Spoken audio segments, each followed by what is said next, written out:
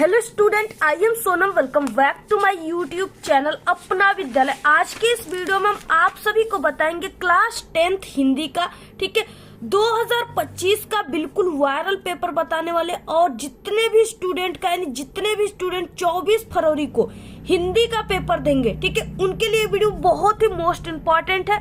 अगर आप लोग सच में हिंदी में टॉप करना चाहते हो, हिंदी में पूरे के पूरे 70 में 70 नंबर लाना चाहते हो, ठीक है, तो आप लोग बहुत ही लकी इंसान हो, क्योंकि आप लोग बहुत ही अच्छे वीडियो पर क्लिक किए हो। ठीक है, यहाँ पे क्या 801 डीजी पेपर जो है, अगर आप लोग मात्र लास्ट इसी पेपर को 801 डीजी पेपर को अगर आप लोग तैयार कर लेते हो तो 100% गारंटी कि आप लोग हिंदी में पूरे, क्योंकि ये जो 801 डीजी पेपर है ये बिल्कुल कंफर्म हो गया है कि सभी जिलों में इस बार यही पेपर आने वाला है। ठीक है, और यहाँ पे हम आप सभी को पूरे के पूरे उत्तर के साथ बताएंगे किस तरीके से आप सभी को हिंदी के पेपर के दिन लिखना है, जिससे आप सभी का एक भी क्वेश्चन न छूटे और आप लोग पूरे के पूरे क्वेश्चन का आंसर बिल्कुल अच्छे तरीके से लिख करके आए। ठीक है, यानी टॉपर स्टूडेंट किस तरीके से लिखते हैं जिससे उनको पूरे के पूरे हिंदी में 70 में 70 नंबर मिलते हैं। ठीक है, वो तरीका आज के इस वीडियो में हम आप सभी को बताएंगे। तो आप लोग देखिए, सबसे पहले इस वीडियो को लाइक कर दीजिए, चैनल पे नए तो चैनल को सब्सक्राइब करके बेल आइकन को जरूर प्रेस कर दीजिए।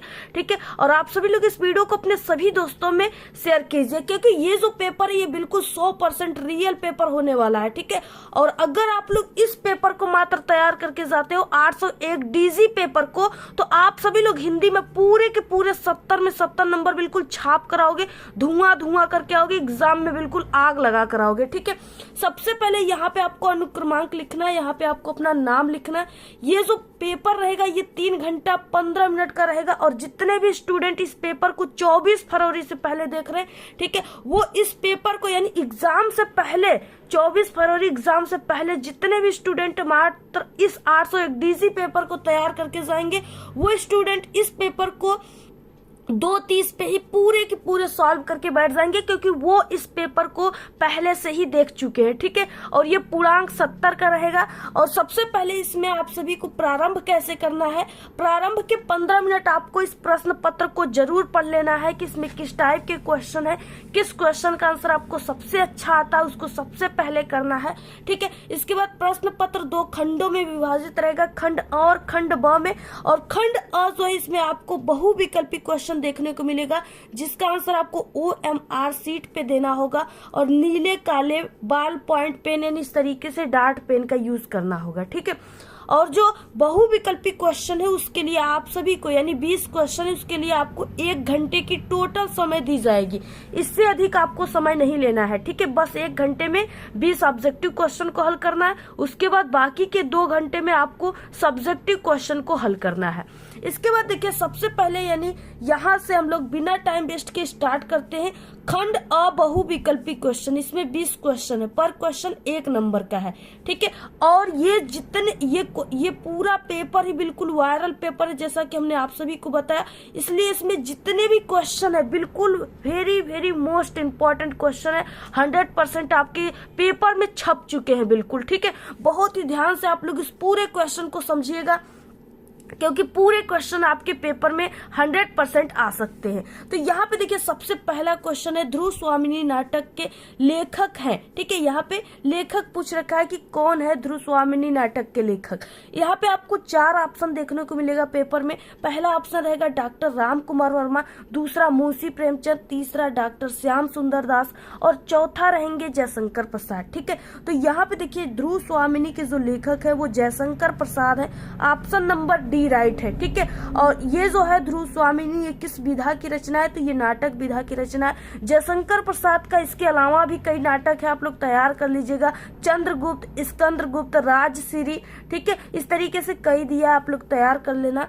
और इसके बाद जयशंकर प्रसाद का महाकाव्य क्या है, आप लोग कमेंट करके बताइएगा, क्योंकि वो भी बहुत इंपॉर्टेंट है, इसको हमने कई बार बताया है।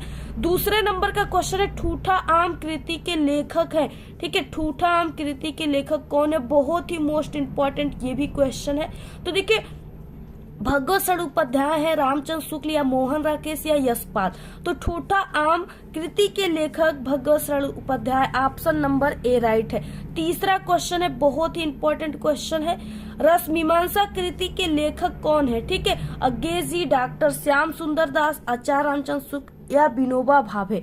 तो रस मीमांसा लेखक कृति के कौन है? वो आचार्य रामचंद्र शुक्ल है। ठीक है, ऑप्शन नंबर सी राइट है। और देखिए ये जो पेपर है ना, ये बिल्कुल फिक्स पेपर है कि आपके एग्जाम में 100% इस बार बिल्कुल ऐसे ही क्वेश्चन आने वाले हैं। ठीक है, यहाँ पे देखिए अगला क्वेश्चन है चौथा, नाटक विधा के प्रसिद्ध लेखक है। देखिए यहाँ पे नाटक विधा के लेखक पूछ रखा है, जयशंकर प्रसाद, डॉक्टर श्याम सुंदर दास, दूरदर्शन, ठीक है, और प्रेमचंद्र। तो देखिए नाटक विधा की रचनाकार यानी सबसे ज्यादा जो नाटककार थे वो जयशंकर प्रसाद ही थे, इन्हीं के द्वारा सबसे ज्यादा नाटक लिखा गया था। तो ऑप्शन नंबर ए राइट हो जाएगा।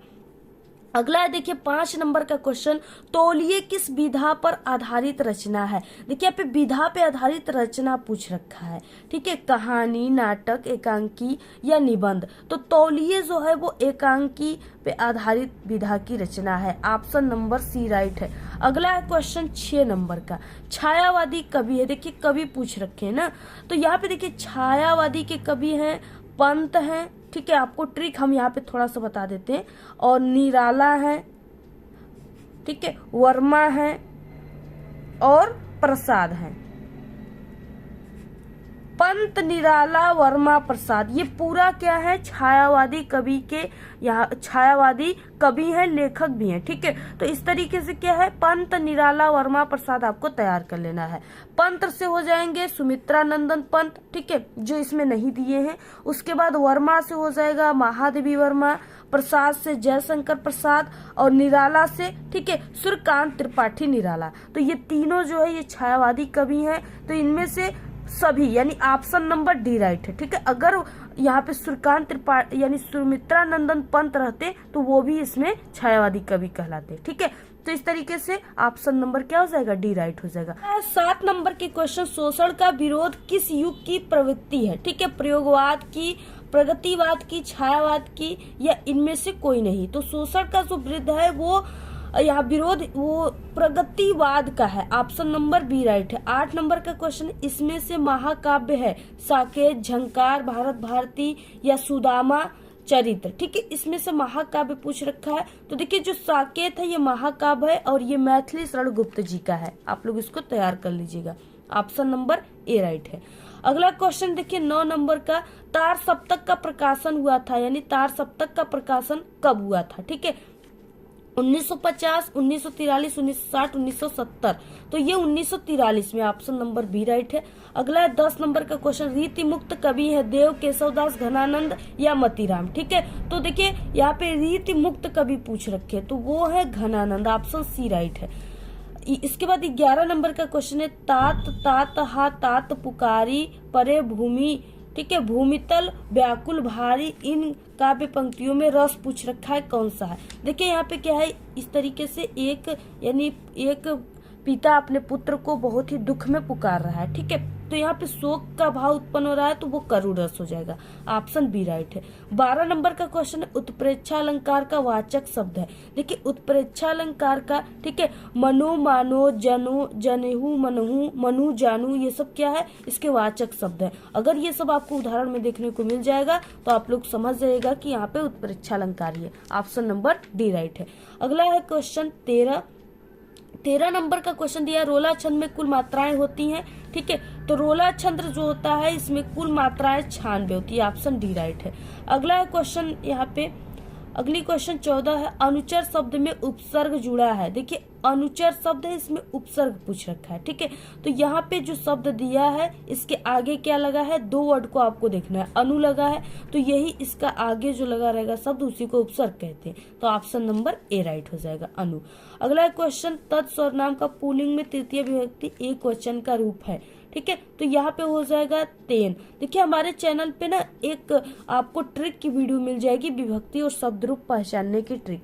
आप लोग उस ट्रिक को एक बार जरूर देख लीजिएगा, जिससे आप लोग मात्र 1 सेकेंड में ही किसी भी, ठीक है, विभक्ति वगैरह को आप लोग ट्रिक से पहचान लोगे। आपको याद करने की जरूरत ही नहीं पड़ेगी, बस उस ट्रिक को आप लोग याद कर लो, आप लोग तुरंत समझ जाओगे। तो वो ट्रिक की वीडियो आपको कहाँ मिलेगी? हमारे चैनल पे। और आपको हमारे चैनल पे उसको कैसे ढूंढना है? तो आपको YouTube पर आना है, ठीक है, वहां पे आपको सर्च करना है विभक्ति पहचानने की ट्रिक, और हमारे चैनल का नाम अपना विद्यालय है, ठीक है। तो आप लोग विभक्ति पहचानने की ट्रिक अपना विद्यालय ऐसे लेकर के सर्च करोगे तो YouTube पर हमारी वीडियो तुरंत आपके सामने आ जाएगी। वहां से क्लिक करके आप लोग एक बार एग्जाम से देने से पहले आप लोग उस वीडियो को जरूर देख लेना, वो आपके लिए बहुत ही हेल्पफुल होगा, ठीक है। और इसके अलावा आपको कोई भी टॉपिक पे वीडियो चाहिए तो आपको ऐसे ही YouTube पर आकर सर्च करना है, जिस टॉपिक पर चाहिए उसका नाम और हमारे चैनल का नाम, आपका तुरंत आपके सामने वो वीडियो आ जाएंगी, ठीक है। और अगर आप लोग किसी भी सब्जेक्ट में कमजोर हो तो हमारे चैनल पे सभी सब्जेक्ट में पास होने की ट्रिक है। इसी वीडियो के लास्ट में हम सभी वीडियो के प्लेलिस्ट लगा देंगे, आप लोग आसानी से वहां से देख सकते हो।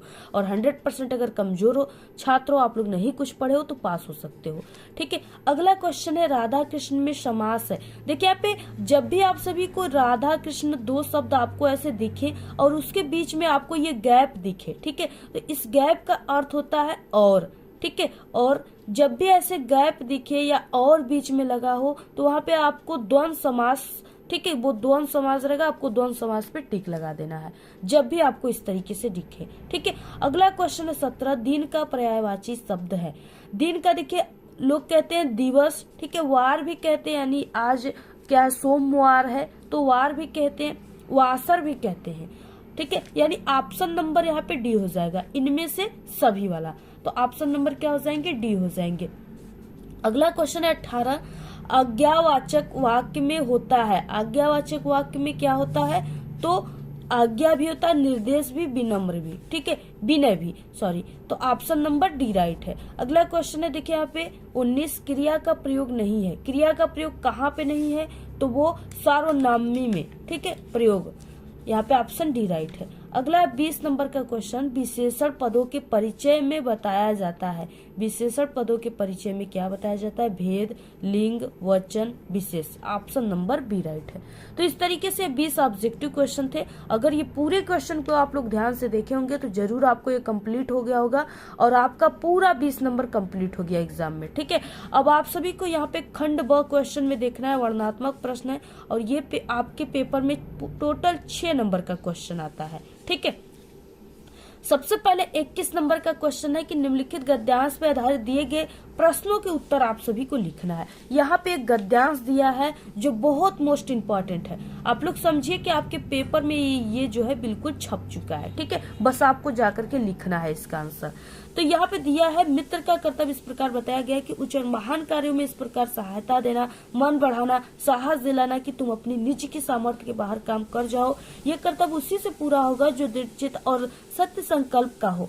इसमें हमें ऐसे ही मित्रों की खोज में रहना चाहिए जिनमें हमसे अधिक आत्मबल हो। हमें उनका पल्ला उसी तरह पकड़ना चाहिए जिस तरह सुग्रीव ने राम का पल्ला पकड़ा था। मित्र हो तो प्रतिष्ठित और शुद्ध हृदय के हो, मृदुल और पुरुषार्थी हो, शिष्ट और सत्यनिष्ठ हो, जिससे, ठीक है, हम अपने को उनके भरोसे पर छोड़ सके और ये विश्वास कर सके कि उनसे किसी भी प्रकार का धोखा न होगा। इस तरीके से देखिए यहाँ पे दिया हुआ है।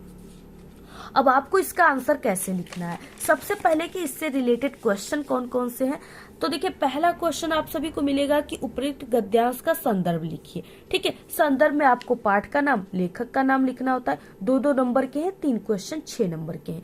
तो देखिए आप सभी को कैसे पहचानना होगा कि ये जो है ये इस किस पाठ का है ये गद्यांश और इसके लेखक कौन है। तो सबसे पहले कि आपको हमारे चैनल पे, ठीक है, गद्यांश और पद्यांश पहचानने की ट्रिक की वीडियो अपलोड है, उसको आपको YouTube पर जाकर के वैसे ही सर्च कर लेना है जैसे हमने आपको बताया कि गद्यांश पहचानने की ट्रिक, और हमारे चैनल का नाम अपना विद्यालय है। तो सर्च कर लोगे तो वहां से आपको गद्यांश और पद्यांश पहचानने की दोनों ट्रिक मिल जाएंगी, जिससे आप लोग चुटकियों में किसी भी गद्यांश को देखते ही बता दोगे कि हाँ ये इस पाठ के और इसके लेखक ये है, ठीक है।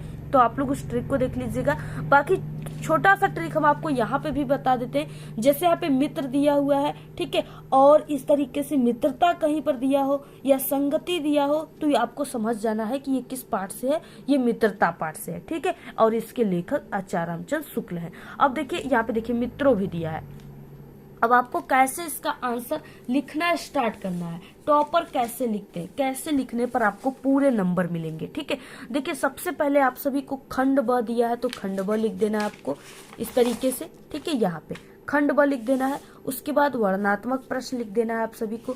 उसके बाद जो भी क्वेश्चन नंबर 21 है, तो आपको यहाँ पे प्रश्नोत्तर संख्या 21 लिख देना है ब्लैक पेन से। उसके बाद देखिए गद्यांश है, तो आप सभी को लिख देना है यहाँ पे गद्य। ऐसे लिखने के बाद और आपको आगे के 2 वर्ड, मित्र का कर्तव्य डैश डैश धोखा न होगा, ठीक है। आगे के 2 वर्ड डैश डैश, लास्ट के 2 वर्ड को आपको लिख देना है हिंट्स के रूप में, जिससे एग्जामिनर को पहचान में आ जाए कि 2 गद्यांश दिया, आप लोग कौन से गद्यांश का आंसर सॉल्व किए हो। और ये हमने पहले से भी बता चुका। अगर आपको और अच्छे से समझना है ना गद्यांश पद्यांश के आंसर को कैसे हल करें ट्रिक से, तो चैनल पे वीडियो है हमारे, वो वहां पे आप लोग देख सकते हो। देखिए यहाँ पे हम बता देते हैं आपको सबसे पहले क्वेश्चन में क्या दिया था, आपको संदर्भ लिखना है, ठीक है। तो कैसे संदर्भ लिखना है, लिखने का सही तरीका क्या होता है जिससे आपको पूरे नंबर मिले, टॉपर कैसे लिखते, तो आपको संदर्भ पहला क्वेश्चन लिखना है, ठीक है। और इसमें हो जाएगा प्रस्तुत गद्यांश हमारी पाठ्य पुस्तक हिंदी के गद्य खंड में संकलित मित्रता नामक पाठ से लिया गया है। इस पाठ के लेखक आचार्य रामचंद्र शुक्ल जी हैं, ठीक है। और जो ब्लैक पेन से हिंदी को लिखना है, ब्लैक पेन से पाठ के नाम को, लेखक के नाम को और ऐसे कामा के अंदर लिखना है, ठीक है। इसके बाद देखिए अगला क्वेश्चन है, इसमें अगला क्वेश्चन है कि रेखांकित अंश की व्याख्या कीजिए। इसका मतलब कि आपको सिर्फ उसी लाइन की व्याख्या करना है जिसके नीचे ये अंडरलाइन दिया है, ठीक है। ब्लैक वाला ये लाइन दिया ना, तो यहाँ मित्र से लेकर के काहो तक दिया हुआ है, तो यहाँ तक आपको 3 लाइन की ही सिर्फ व्याख्या करनी। ये 2 नंबर का है, तो आपको 5 से 6 लाइन ही सिर्फ लिखना है। देखिए आपको सबसे पहले क्वेश्चन से हेडिंग बनाना है दूसरा नंबर पे कि रेखांकित अंश की व्याख्या। अब इसमें आपको स्टार्ट कैसे करना है, इन 4 वर्डों से। प्रस्तुत पंक्ति में लेखक कहते हैं कि, इन्हीं से आपको कोई भी आएगा ऐसे स्टार्ट करना है, ठीक है।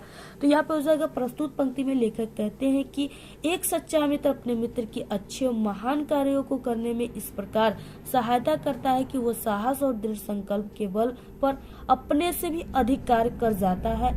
ऐसा मित्र, ठीक है, ऐसा कार्य वही व्यक्ति कर सकता है जिसका मन शक्तिशाली हो और जो स्वभाव हो वो दृढ़ निश्चयी हो। तो इस तरीके से आप सभी को लिखना है। आप लोग इस पूरे का स्क्रीनशॉट अच्छे से ले लीजिए, ठीक है, और इसको आप लोग तैयार करके जाइएगा पूरा अच्छे तरीके से। पूरा यही क्वेश्चन पेपर में आ सकता है।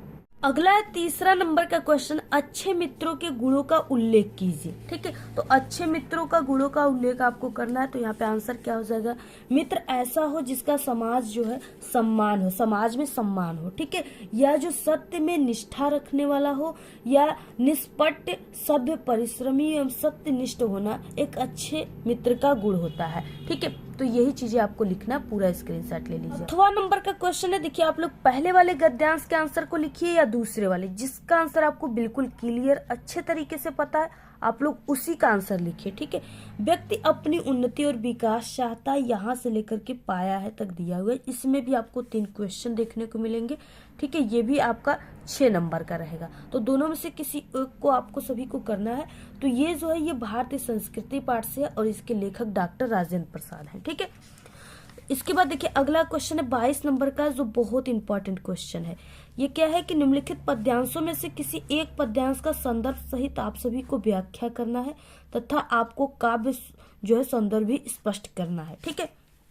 तो यहाँ पे दिया है, उधो मन न भय 10-20 एक हुतो सो गए श्याम संग को अवराधो ईस इंद्री शिथिल भई केशव बिनु जीव देही बिनु शीस आशा लागी रहती तन श्वासा जिवही कोटि बरिस, ठीक है। तुम तो सखा श्याम सुंदर के सकल जोग के ईस सुर हमारे नंद नंदन बिनु और नहीं जगदीश। इस तरीके से दिया हुआ है यहाँ पे।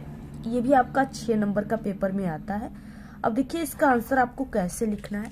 सबसे पहले कि आपको संदर्भ लिखना है, ठीक है। इसके बाद आपको रेखांकित अंश की व्याख्या करना है। इसके बाद एक क्वेश्चन है। तो देखिए आपको सबसे पहले कि इस तरीके से प्रश्नोत्तर संख्या 22 और ये पद्यांश है तो पद लिखना है।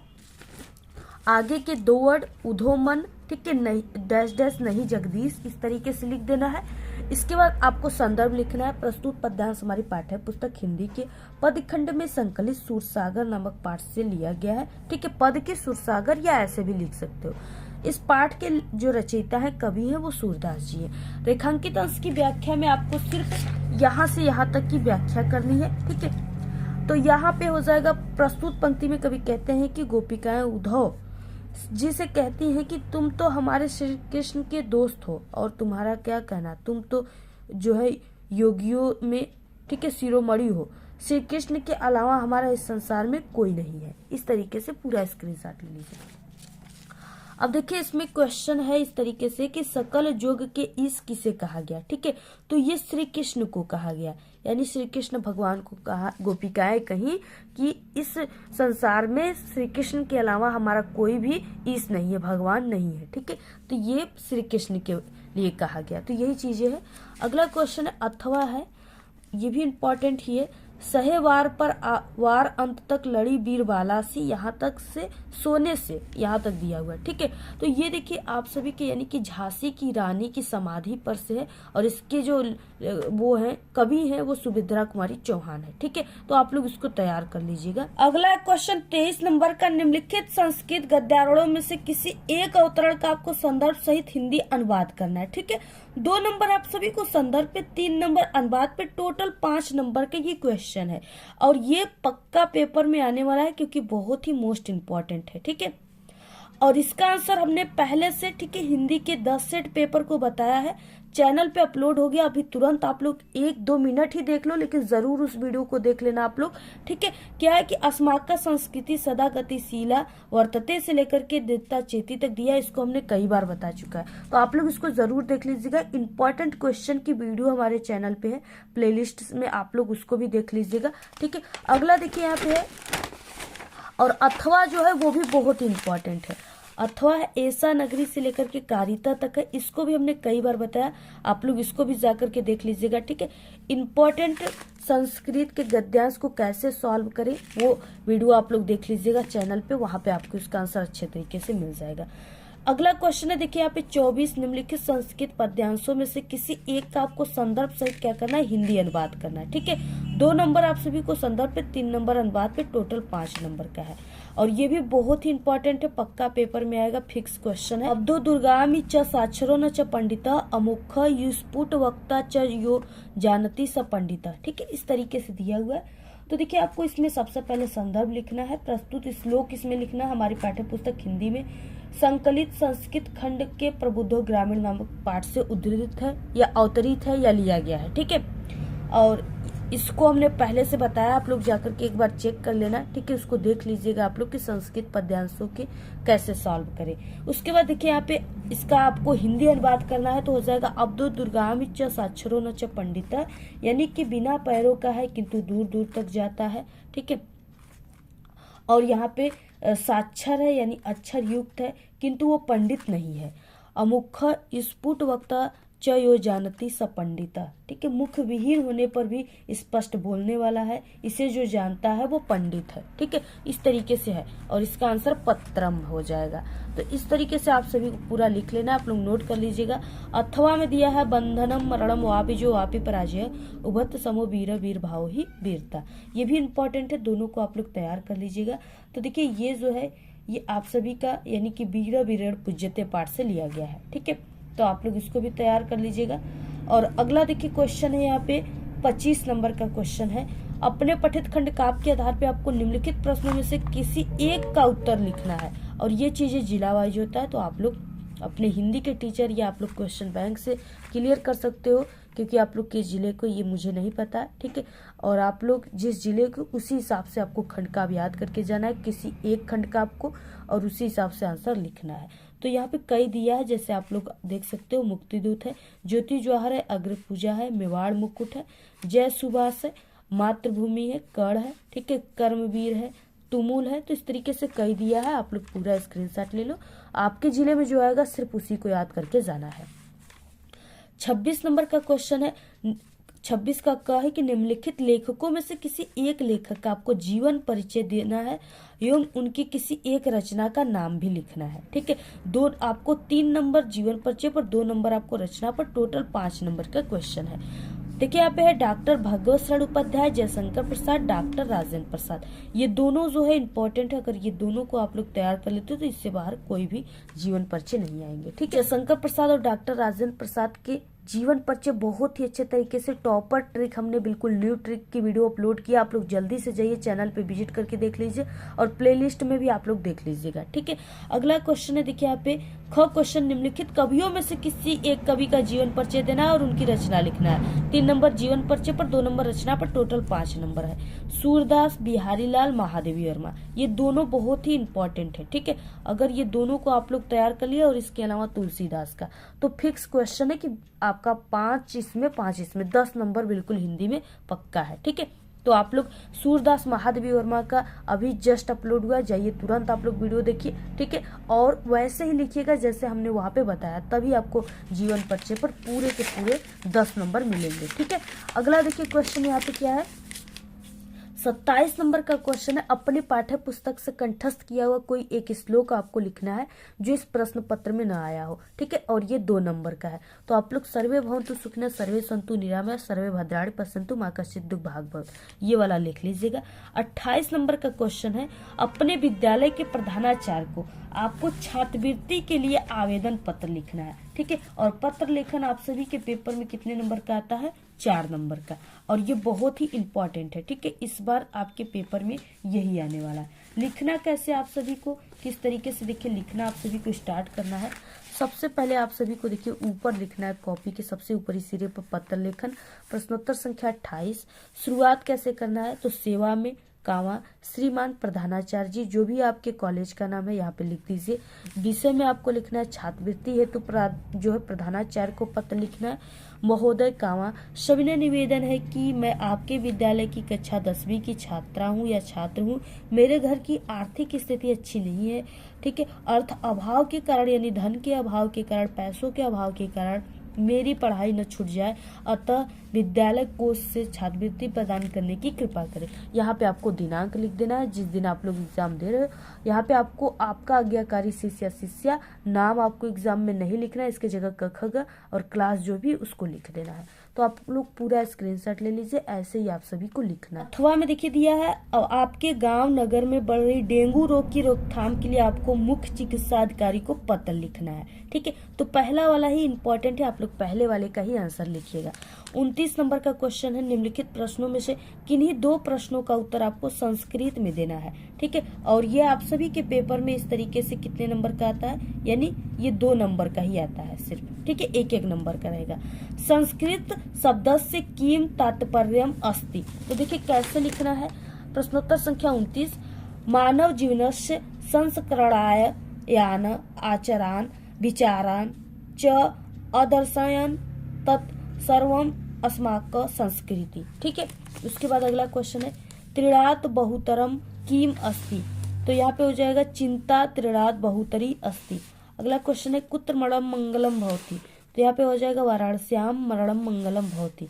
अगला क्वेश्चन, चंद्रशेखर रचनाम किम अकथ्यत। ठीक है, चंद्रशेखर स्वनाम आजाद इति अकथ्यत, तो ऐसे लिखना है। पूरा स्क्रीनशॉट ले लीजिए आप लोग। 2 ही आंसर लिखना है जो आपको बिल्कुल क्लियर पता हो और छोटा हो, उसी का आंसर आप लोग लिख लीजिएगा। ठीक है, तो इस तरीके से पूरे का आंसर हमने आप सभी को बता दिया, आपको जो भी याद है उसी का लिखिएगा। 30 नंबर का क्वेश्चन है, निम्नलिखित विषयों में से किसी एक विषय पर आपको निबंध लिखना है। ये 7 नंबर का आता है आपके पेपर में, और ये इंपॉर्टेंट सभी निबंध लेखन है। पहला है जीवन में योग का महत्व, दूसरा सदाचार, मेरे यानी मेरा प्रिय कवि, ठीक है, या मेरा प्रिय पुस्तक, शिक्षित बेरोजगारी की समस्या और उसके निराकरण के उपाय, यानी बेरोजगारी की समस्या और समाधान पे निबंध है, और राष्ट्रीय एकता एवं अखंडता। ठीक है, इस तरीके से दिया है। इसके अलावा आप लोग पर्यावरण प्रदूषण, विज्ञान वरदान या अभिशाप, आतंकवाद, ठीक है, इसके अलावा और बेरोजगारी की समस्या और समाधान, जैसा कि यहाँ पे दिया हुआ है। ये सभी निबंध आप लोग तैयार कर लीजिएगा। हमारे चैनल पे सभी निबंध की वीडियो अपलोड हो गई है, आप लोग यूट्यूब पर सर्च करके, ठीक है, बेरोजगारी पर निबंध अपना विद्यालय, वहाँ पे हमारी वीडियो आ जाएगी। चैनल पे सभी निबंध जाओ आप लोग विजिट करके है जल्दी से देख लीजिए। पूरे के पूरे जितने भी है, ठीक है, यानी बेरोजगारी पर 100% आने का चांस है पेपर में, जो आप लोग तुरंत देख लीजिए। पर्यावरण पे निबंध तैयार कर लो, आपका 7 नंबर बिल्कुल फिक्स है, ठीक है, एग्जाम में। तो इस तरीके से आप लोग हिंदी के इस पूरे पेपर को तैयार कर लीजिए। बहुत ही इंपॉर्टेंट इस पेपर में जितने क्वेश्चन है सभी बिल्कुल वायरल क्वेश्चन थे, ठीक है। अगर आप लोग तैयार कर लेते हो तो आपका पूरा का पूरा 70 में 70 नंबर पक्का है। और देखिए, ये सिर्फ एक मॉडल बताया गया है, ये नहीं कि ये बिल्कुल रियल पेपर है। यही सभी क्वेश्चन आपके पेपर में आ सकते हैं। हाँ, आप सभी के पेपर में 80% क्वेश्चन, ठीक है, हमारे पेपर से पूछे जाएंगे। और क्या है कि आप सभी लोग को 10 से टोटल पेपर जो हिंदी का अपलोड हो गया हमारे चैनल पे, उसको आप लोग जाकर देख लो। 10 से पूरे पेपर को तैयार कर लेते हो तो बिल्कुल फिक्स है कि आपका, ठीक है, यानी कि क्वेश्चन 70 में 70 आ सकता है। तो इस तरीके से आप लोग सभी पेपर को जाइए तुरंत देख लीजिए और वीडियो को शेयर कीजिए। अगर आप सभी को इस पूरे पेपर की PDF चाहिए तो आप लोग हमारे टेलीग्राम चैनल को ज्वाइन कर लीजिए। लिंक आप सभी को हमारे इसी वीडियो के डिस्क्रिप्शन बॉक्स में मिल जाएगा। और आप सभी लोग हमें इंस्टाग्राम पे भी फॉलो कर लीजिए। तो आज के इस वीडियो में सिर्फ इतना ही। आपको ये वीडियो कैसा लगा? अगर वीडियो पसंद आए तो एक बड़ा सा लाइक कर दे। चैनल पे नए तो सब्सक्राइब करके बेल आइकन को जरूर प्रेस कर दे। Thanks, all the very best, bye bye.